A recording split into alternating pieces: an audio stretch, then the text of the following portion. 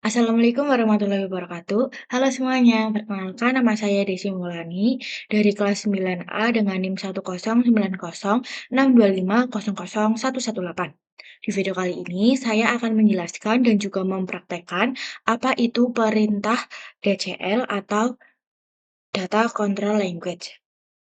DCL atau Data Control Language adalah bagian dari SQL yang digunakan untuk mengatur hak akses pengguna terhadap database. Tujuan dari DCL itu sendiri, yang pertama, mengontrol keamanan database, yang kedua, mengatur hak akses pengguna, yang ketiga, membatasi aktivitas user. Untuk perintah utama DCL itu sendiri, yang pertama ada grant yang digunakan untuk memberikan hak akses kepada user, dan yang kedua itu ada revoke yang digunakan untuk mencabut hak akses yang sebelumnya diberikan. Nah, kita langsung aja ke tugasnya. Untuk tugasnya itu yang pertama, kita disuruh untuk membuat database dengan nama db_campus_109062500118. Nah, di dalam database tersebut itu ada tiga tabel. Yang pertama itu ada tabel mahasiswa, tabel mata kuliah, dan juga tabel nilai. Nah, masing-masing dari tabelnya itu ditambahkan datanya sejumlah 5. Nah, di sini ada mahasiswa, datanya ada 5, kemudian mata kuliah juga 5, dan juga nilai ada 5. Kita akan melihat isi dari tabel-tabel tersebut. Yang pertama itu ada tabel mahasiswa, ini isinya, kemudian tabel mata kuliah, terus tabel nilai. Nah, di sini sudah jelas bahwa database dan juga tabelnya sudah berhasil dibuat. Selanjutnya kita akan langsung ke tugas yang kedua, yaitu membuat user. Nah, untuk membuat user itu sendiri itu menggunakan CLI, di mana untuk caranya itu pertama ke Laragon, kemudian klik terminal. Nah, nanti akan muncul seperti ini. Nah, kalau udah muncul kayak gini, tinggal ketikkan aja cd. Terus habis itu kita ketik ls, terus kita pilih yang bin, terus ls lagi, terus di sini kita pilih yang MySQL. Terus kita ls lagi, terus kita ketikkan MySQL min 8.4.3.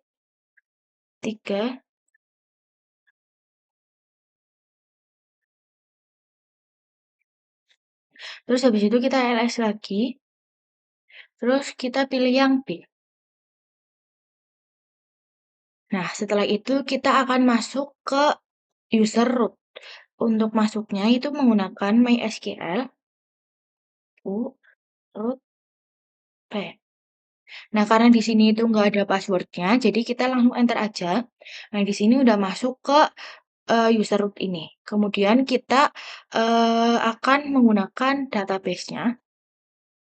Database-nya itu yang udah kita tadi buat, db kampus NIM kita. Nah, ini udah masuk. Kemudian di sini kita akan membuat dua user. Untuk user yang pertama itu namanya dari nama depan kita, dan user yang kedua itu dari nama belakang kita. Kita buat yang user pertama dulu. Untuk query-nya itu create user, terus petik nama user kalian, add localhost, terus identified by buat bagian identified itu digunakan untuk menentukan password dari user tersebut. Jadi, kalian bisa isi sesuai dengan keinginan kalian untuk dijadikan password. Nah, di sini kita buat yang pertama dulu, create user.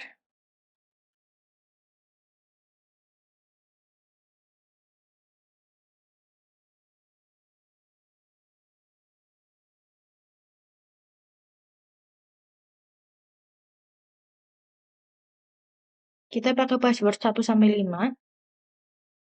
Nah, di sini berhasil membuat user Desi. Kita lanjut ke user yang kedua menggunakan nama belakang.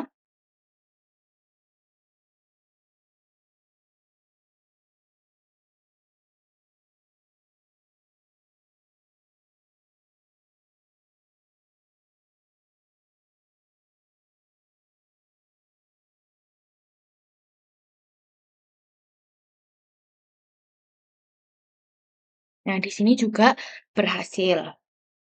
Setelah kita berhasil membuat user, kita akan langsung lanjut ke tugas yang ketiga, yaitu tabel level privilege.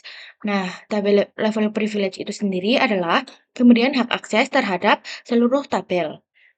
Nah, di sini kita akan memberikan hak akses pada user pertama, itu user pertama bisa menambahkan data ke tabelnya. Nah, untuk query yang digunakan atau perintah yang digunakan itu menggunakan grant, terus untuk menambahkannya itu menggunakan insert. Jadi, query-nya itu grant, insert,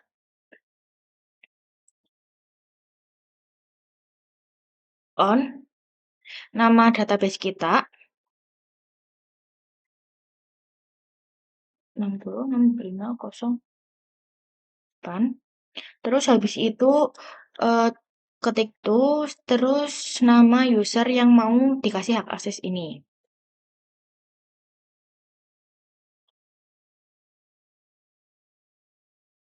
Nah, kalau udah kita teliti lagi, takutnya ada yang error.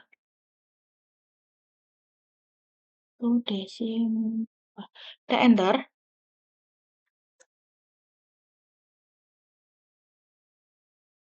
Oh, di sini kita kurang, nambahin nama tabelnya. Berarti kita ketik ulang aja.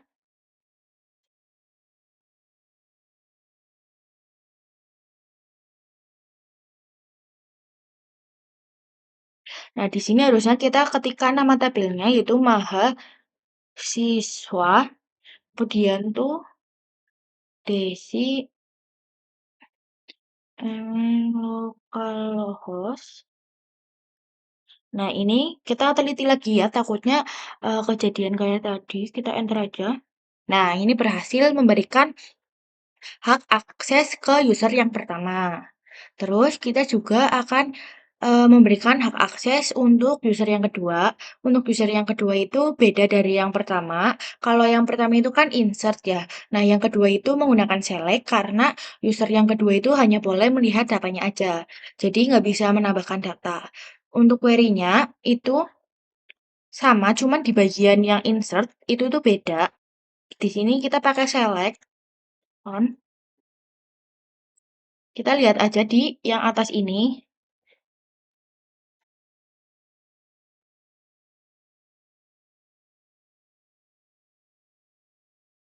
Nah, untuk to-nya itu menggunakan user yang kedua.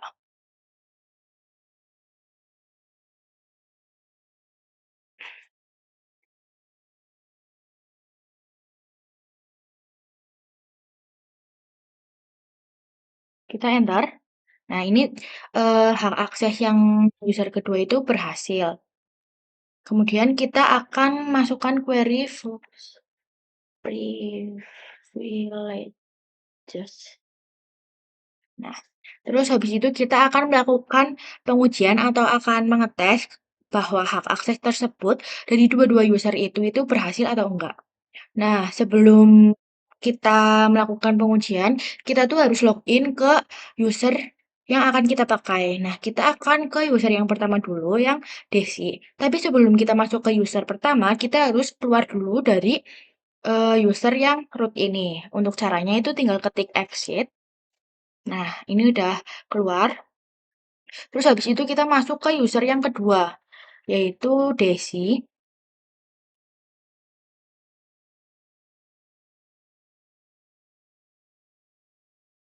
MySQL min u Desi min p. Terus masukin password yang tadi kita udah bikin. Nah, ini udah masuk, kemudian kita ketik nama database-nya dulu, biar kita masuk ke database tersebut. Nah, ini udah. Terus di sini kita akan mencoba menambahkan data ke user yang pertama. Apakah berhasil atau tidak? Untuk query menambahkan itu menggunakan insert into nama tabelnya, terus value-nya mau apa?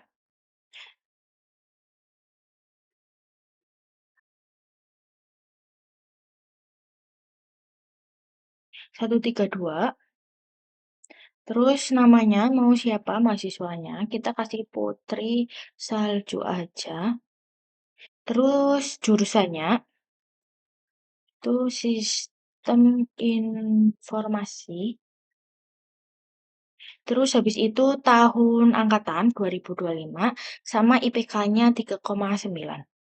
Kalau udah, kita ke enter. Nah, di sini datanya itu berhasil ditambahkan karena tadi di bagian ini itu tuh user Desi itu dikasih hak akses untuk menambahkan sebuah data ke database-nya atau ke database kolom database tabel mahasiswa. Nah, ini berhasil. Terus kita akan mencoba perintah buat melihat datanya di user Desi. Untuk query-nya itu select.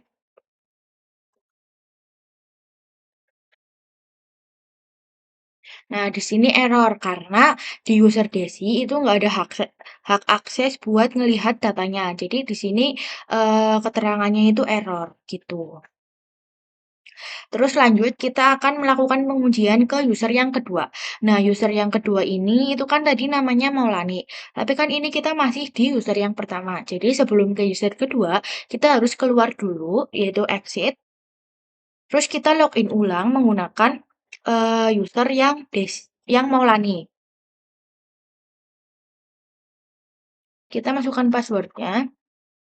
Nah, ini udah masuk. Terus kita ke use database.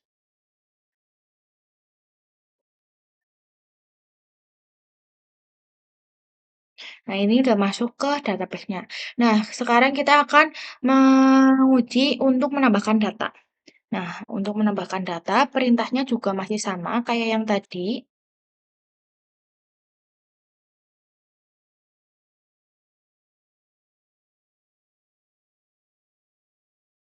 Kosong kosong 150. Terus namanya bebas. Kita kasih Putri Ana. Terus habis itu jurusannya Sistem Informasi Angkatan 2024 IPK 3,80. IPK 3,80. Terus kita enter. IPK 3,80. Ada error di bagian kerjaan.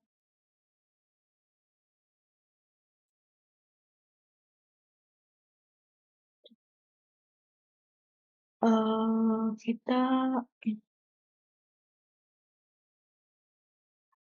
di sini kurang into. Berarti kita ketik ulang aja, nggak apa-apa.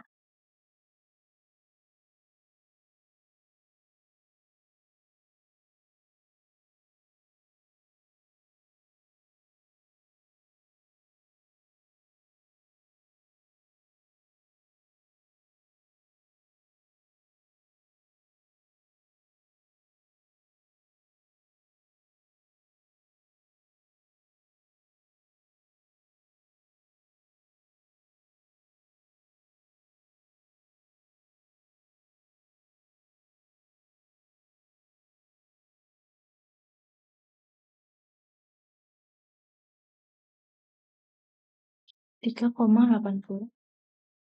Nah, di sini keterangannya itu error. Soalnya di bagian user Maulani itu tuh nggak ada hak akses buat menambahkan datanya. Hanya ada hak akses buat melihat data tersebut. Nah, di sini kita akan mencoba perintah buat melihat data dari tabel mahasiswa. Untuk query-nya itu select from mahasiswa. Nah, di sini berhasil menampilkan data dari tabel mahasiswa karena di user Maulani itu ada hak akses buat menampilin datanya gitu. Nah, selanjutnya kita lanjut ke tugas yang keempat, yaitu kolom level privilege. Kalau tadi kan tabel ya, nah di sini kolom. Nah, kolom privilege itu adalah pemberian hak akses yang hanya ada pada kolom tertentu dalam sebuah tabel. Jadi beda dari yang tadi, kalau tadi itu tabel, kalau yang ini hanya kolom. Nah, sebelum itu kita exit dulu dari user Maulani, terus kita masuk ke user root. Nah, untuk perintahnya juga masih sama ya, kayak tadi, tinggal diulang-ulang aja. Nah, ini udah masuk, terus kita use db kampus. Nih, terus habis itu kita akan menggunakan query revoke. Query revoke itu digunakan buat mencabut hak akses tersebut. Nah, di sini kita akan mencabut hak akses pada user yang kedua, yaitu Maulani. Untuk query-nya, revoke select on db, nama database-nya,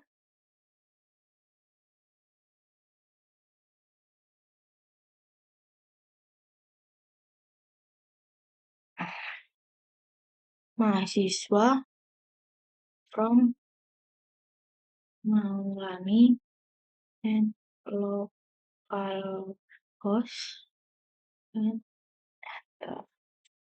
Maulani and localhost kurang teh localhost bentar. Nah, ini berhasil mencabut hak aksesnya. Nah, di sini kan kita akan memberikan hak pada kolom tertentu kan. Berarti query yang tadi itu yang memberikan hak akses yang mana berarti? Yang ini itu kita gunakan kembali, tapi ada sedikit perbedaan penulisan. Karena kita akan memilih kolom apa aja yang bakal kita kasih aksesnya. Nah, di sini itu tambahin kurung, terus kita tulis aja nama kolom yang akan kita kasih hak akses.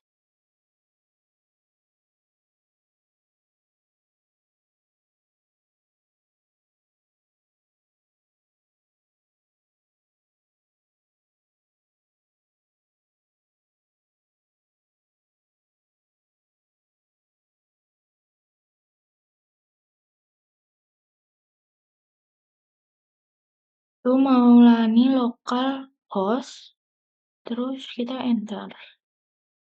Coba kita teliti lagi ya guys, takut ada yang salah.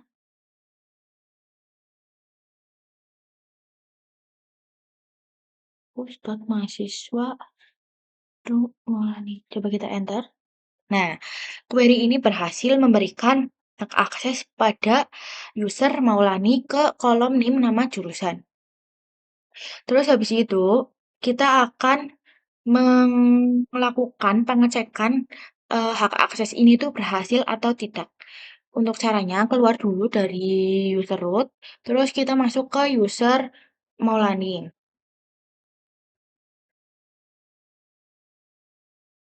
Passwordnya jangan lupa.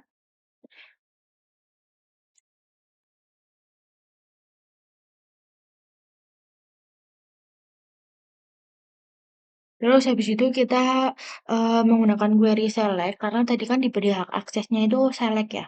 Nih nih, select, terus nama kolomnya tadi apa aja,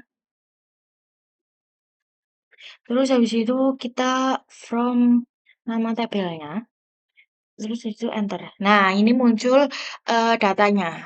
Terus kalau misal kita mencoba melihat, kolom yang tidak kita kasih hak akses, itu akan gimana sih? Coba kita coba ya. Kita pakai kolom IPK dari, tabel mahasiswa. Ini kita nah di sini ada keterangan error soalnya, eee, kolom IPK itu tuh nggak kita kasih akses di yang tadi, hanya NIM, nama, sama jurusan. Terus kalau misal kita pengen melihat semuanya dari tabel mahasiswa, apakah itu bisa? Coba kita cek ya, select from mahasiswa. Nah, di sini error juga karena di tabel mahasiswa itu yang hanya dikasih akses cuman name, nama, jurusan. Jadi selain kolom itu, kalau misal kita pengen melihat itu nggak bisa gitu. Kemudian kita lanjut ke tugas yang kelima itu revoke dan audit. Nah, pada tahap yang terakhir ini itu, revoke itu digunakan buat mencabut hak akses dan melakukan audit pada privilege gitu. Nah, di sini, kita tadi kan udah mencabut hak akses ke user yang kedua. Nah, di sini kita akan mencoba ke user yang pertama. Tapi sebelum itu kita keluar dulu, terus kita login sebagai root, terus habis itu database-nya jangan lupa.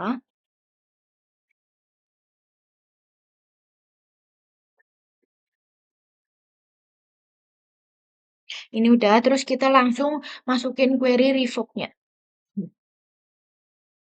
Revoke, tadi kan yang user satu itu kan hak aksesnya insert-nya. Nah, di sini insert juga.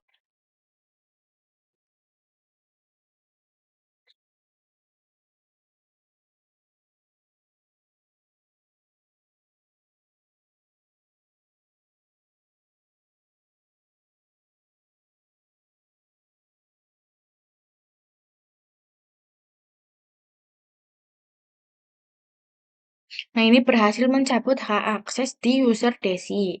Terus yaitu kita akan menghapus juga revoke yang ada di user kedua. Yang tadi atau yang barusan kita buat. Yang di kolom itu.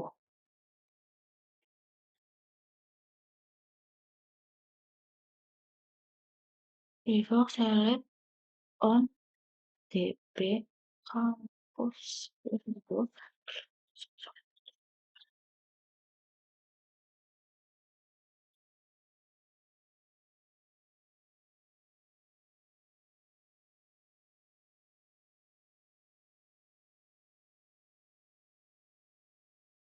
Net lokal host. Kita coba. Nah, ini berhasil. Terus kita akan melihat eh, hak akses yang dimiliki user pertama itu masih ada apa enggak sih gitu. Untuk query-nya itu show grants for Desi.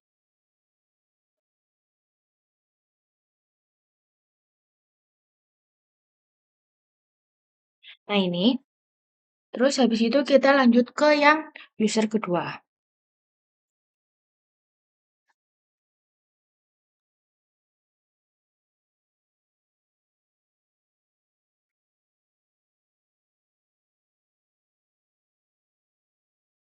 Ini juga.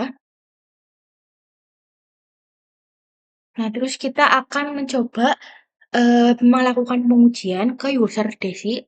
Dia tuh bisa menambahkan data atau enggak sih gitu. Kita keluar dulu dari root. Terus kita masuk ke user Desi.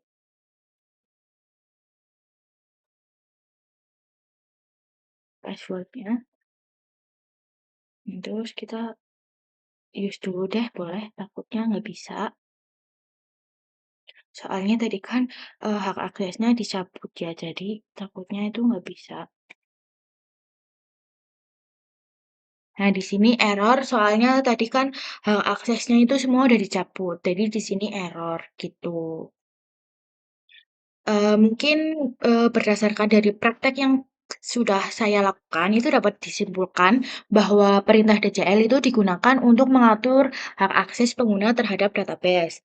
Jadi dengan menggunakan grant dan juga revoke, admin itu dapat mengontrol aktivitas setiap usernya sesuai dengan kebutuhan, sehingga, keamanan database-nya itu dapat terjaga gitu. Mungkin dari saya sekian, mohon maaf apabila dalam menjelaskan itu ada yang kurang jelas dan juga ada tutur kata yang kurang berkenan. Saya mohon maaf. Akhir kata, wabillahi taufiq wal hidayah. Wassalamualaikum warahmatullahi wabarakatuh. Dadah semua.